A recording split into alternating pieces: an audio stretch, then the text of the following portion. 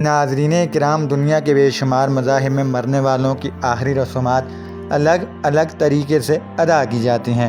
کچھ مذاہب میں مرنے والوں کو زمین میں دفن کر دیا جاتا ہے، کہیں مرنے والوں کو آگ میں جلا دیا جاتا ہے اور کہیں لوگ اپنے پیاروں کو مرنے کے بعد ان کی لاشیں کھلی جگہ پر چھوڑ دیتے ہیں۔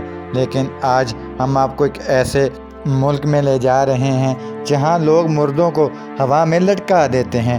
دنیا کے سب سے زیادہ آبادی والے ملک چین کے صوبہ گوسرو میں مرنے والوں کو ایک چٹان پر لٹکا دیا جاتا ہے۔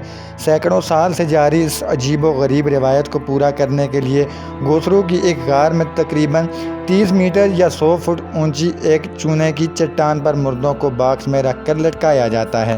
اونچائی پر ہونے کی وجہ سے یہ تابوت زمین سے کم ہی نظر آتے ہیں۔ کہا جاتا ہے کہ یہ رسم تقریباً 3000 سال پرانی ہے، لیکن اس کی شروعات کیسے ہوئی اس بارے میں کوئی نہیں جانتا۔ چین کی قدیم دستاویزات سے پتہ چلتا ہے کہ لوگوں نے زمین کو کھیتی باڑی کے لیے آزاد رکھنے اور لاشوں کو جانوروں کا شکار بننے سے بچانے کے لیے تابوت میں ڈال کر چٹانوں پر لٹکانے کا آغاز کیا۔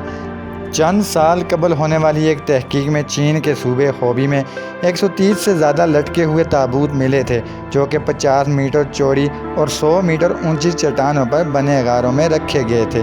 تاہم یہ معلوم نہیں ہو سکا کہ اتنی اونچائی پر آخر ان تابوت کو لے جایا کیسے جاتا ہے۔ تحقیق کے دوران برسوں پہلے مرنے والے لوگوں کی ہڈیاں اور دیگر باقیات میں دریافت ہوئی اور محققین کا ماننا ہے کہ شاید پہلے مردوں کو باندھ کر فضا میں لٹکا دیا جاتا تھا اور لاش کو گلنے سڑنے کے بعد ہڈیاں جمع کر کے باکس میں رکھ دی جاتی ہوں گی، کیونکہ کافی وزنی باکس کو میت کے ساتھ چٹان پر لے جانا ممکن نہیں۔